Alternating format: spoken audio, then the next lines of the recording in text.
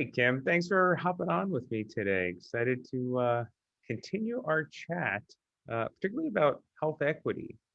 So tell me a little bit about you. Well, I'm the director of outreach and administration, which is sort of an odd combination. Outreach is usually implies out, community connection, and administration is a little bit more internal. So I happen to have developed both of those skill sets, and so for our division, I am responsible for our outreach team, making sure that they are trained and well positioned to address issues that our patients have. And then I also manage all of the financial and the budgets and things like that for our division as well. Wow, that is so amazing. How'd you get into this line of work? It's my passion. I have spent an entire career working in different community settings, and the health system allows me to actually focus outward, like from the health system out into the community. Normally, I'm out in the community and back into the health system. So it's just great. It's a passion point for me.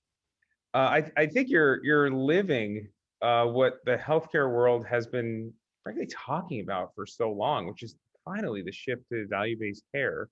Mhm. And what I mean by that is focusing on ways that provider organizations, health plans can really focus on the factors, the root causes for why folks are accessing the healthcare system because they're not sure what else to do, frankly, or how else to seek the care that's needed. Um, Maybe talk to me a little bit about where you see health equity at play, or even further, how you see innovative organizations like VCU Health focusing on social determinants of health.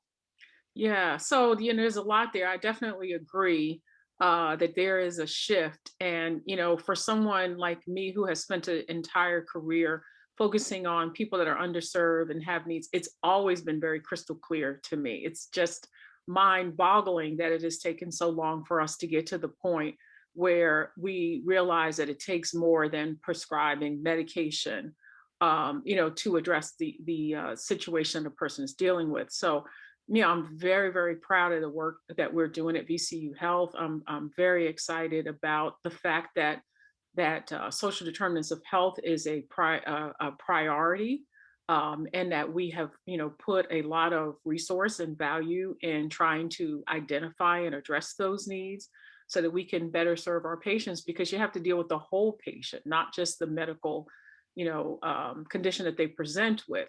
And so, my excitement and my thought for the future is that as other organizations learn about the work that we're doing and start to find their way into looking at the whole person and realize that, having somewhere safe to live and stay and food to eat and all those things are equally as, if some cases not more important than the medication that you take. So it's a great time to, be doing the work that we're doing. I'm glad to be a part of it. I'd love to, if I could put you on the spot, ask you if you have any really good impact stories. Um, if you could kind of point to a really cool moment in your career or the work that you've done. I don't know if we share it, but I come from the patient transportation space, so I actually worked frontline on an ambulance and saw just so many times vulnerable populations getting transported, oftentimes in an emergency setting, sometimes, or an emergency situation, sometimes in a non-emergency, to a care location that probably wasn't, it might address the acute situation, but not the chronic one. Mhm. And, I could go on and on about, conversations with people that were going to the ER for a sandwich because they were hungry, Mhm. or they were cold. Uh, have you had any like really just impactful moments in your career, or most recently based on some of the work that you've done? Yeah, so many of them. It's actually hard to, just pick one, but one does stand out. There was a gentleman in our community that was what we would call a frequent flyer or a frequent utilizer of the ED. And he came sometimes 2 or 3 times a week. And, we always have that story of someone just coming in for a sandwich and you give them the sandwich and they go home, without anyone really taking the time to talk to him and to figure out what else was going on. And over time, it took us about six months or so just to sort of warm up to talking with him. We found out that he was homeless, did have family, but wasn't connected to family. Through building that relationship, we were able to put him in a local hotel so that we can kind of keep up with him because, it's sometimes hard to find him, connected him with his family.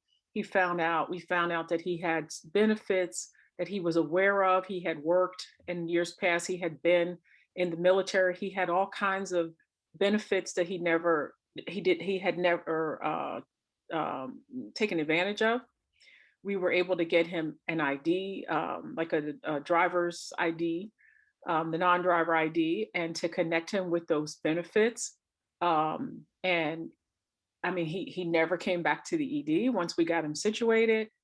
He had a TV. I mean, the goal for him, our goals were different. His personal goal was to live somewhere and have his own television. And once he had that, he had no need to come to the ED. He had no need to be out on the street. So, I mean, it's been a couple of years with that story, but it really is touching and it really does show just the power of building the relationship and sharing time and talking with a person versus so much medication or so much money was very inexpensive to do the things that we did to help him, but it made all the difference in the world, not only for him but for me and for our team in terms of the work that we do. That's amazing. I feel like everybody that goes into some facet of healthcare, you have to be mission driven, right? You have Hmm. to be. And Yeah. it's that story and so many more that I'm sure you could share that Hmm. I bet get you out of bed. And even listening to the story just gets me really excited to chat further Hmm. with you. Yeah. Um, Let me take a hard turn and talk a little bit about COVID-19, Okay. as if we haven't talked enough about it, right?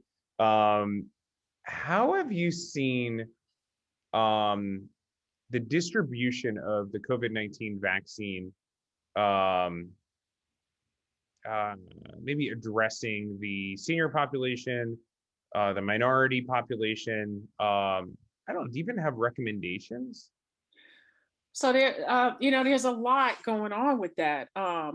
We have very intentionally focused on seniors, on those who are challenged by lack of technology or concerns. And so the way we're going about doing that is to take the vaccine to the community. So it is certainly available in the health system, but a lot of the work that we have done has been how do we connect to people where they are? Like, how do we take the vaccine out into the community?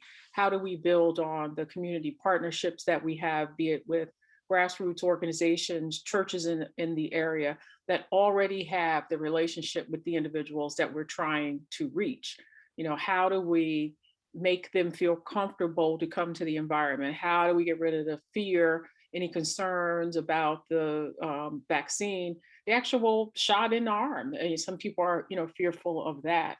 How do we remove barriers so that people can get there? Do we provide transportation? I mean, the Roundtrip partnership is an excellent example of coming to the table with the barriers, identifying the barriers to getting people to the vaccine and making those connections so that we can get those barriers out of the way and just get the shots in arms.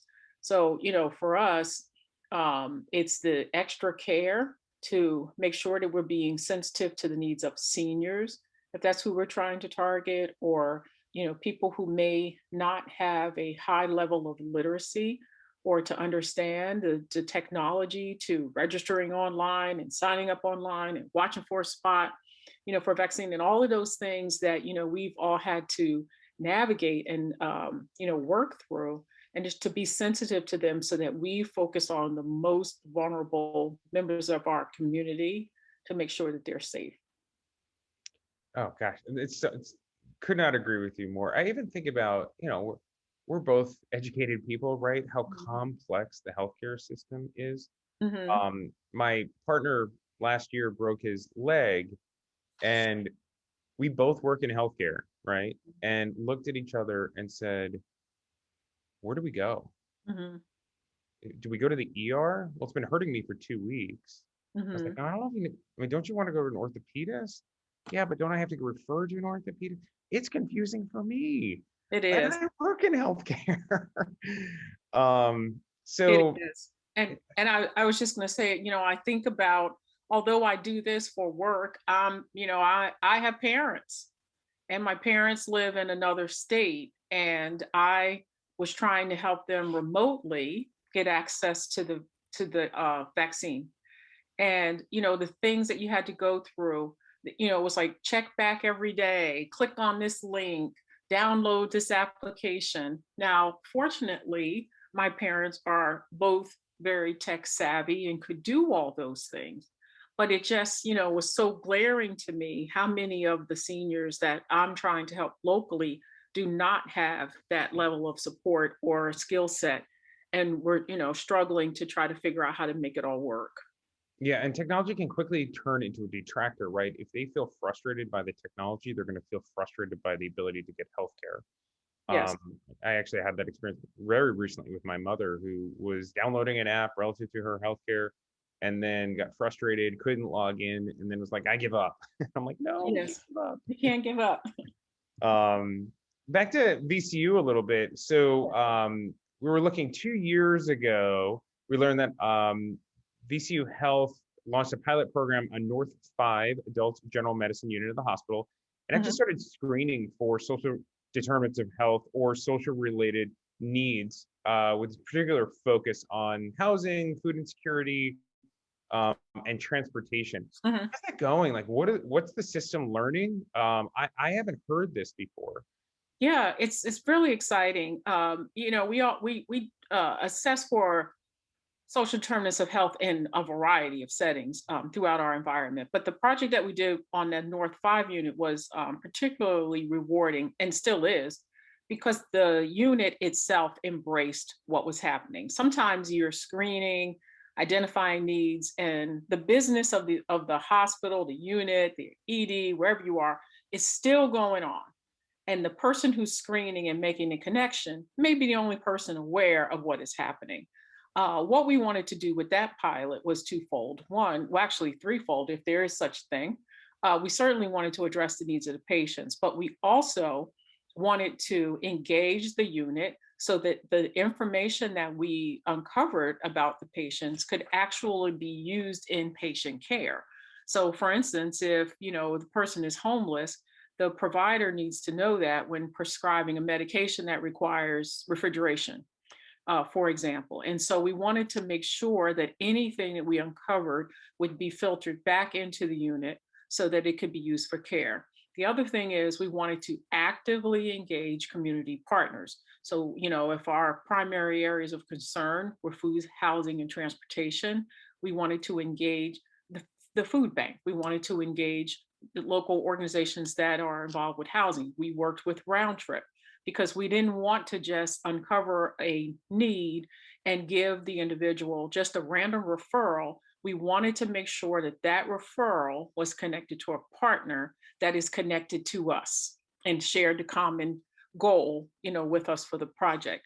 So it made it a little bit unique, in that we had a lot of closed loop referrals, and we had ways to engage partners and to look at the individual and then put that information back in the unit. We learned a ton from all that. We continue to work on it, and we learn every day. We learned or confirmed that on that unit, like in most of the environment, food, of course, is a main need that people have, and it's so sporadic. Sometimes someone says, I have a need or I don't have a need, but it's just like for that moment, right? They're not really thinking longer term. Or I had a need last year, but I'm okay now, but I'll fall off next time. Or I have transportation. I don't have a transportation need because my son takes me to my medical appointments. But then when my son has to go to work, then I have a transportation problem. So it's not really, so cut and dried. And so one of the things we learned is it's one thing to survey, it's another thing to build a relationship where even if you're okay right now, but you have a need later, you have a resource where you can circle back at another time. So I think, some of the main things that we learned there is that It's not just about screening and addressing the issue at that moment. It's really the longer term relationship that that you're building with the patient, so that you're a resource for them moving forward. That's wonderful. Oh, Hmm. I'm so excited. As we wrap up, what guidance could you offer to other organizations that might be watching this and thinking we want to do this here, that want to, maybe organizations that want to embed health equity partners like Roundtrip, into their organization? Hmm. I would definitely say bring the partner to the table in the planning stage, right from the beginning. I've said in a couple of different ways that you want to make sure that the partner you have a common goal, and you're working together. So then that means when you need to make changes, when there are any issues with the patient or the community member or whoever it is that you're serving, you have a partner that you can reach out to resolve that issue quickly. I think bringing them to the table as a partner in the beginning is critical, so that what what limitations are, if there are any gaps that you're not aware of, or any blind spots, you can work on them early instead of setting up a whole process and program and then try to back into it, and then you realize that you don't have the resources that you need. That's wonderful. Kim, thank you so much for your time. This has been a true pleasure. I'm a raving fan. Thank you for all the work that Well, you're doing. thank you, and I'm so appreciative of the role that Roundtrip plays in our ability to take care of our patients. I can't imagine where we would be without them. So thank you. Thank you.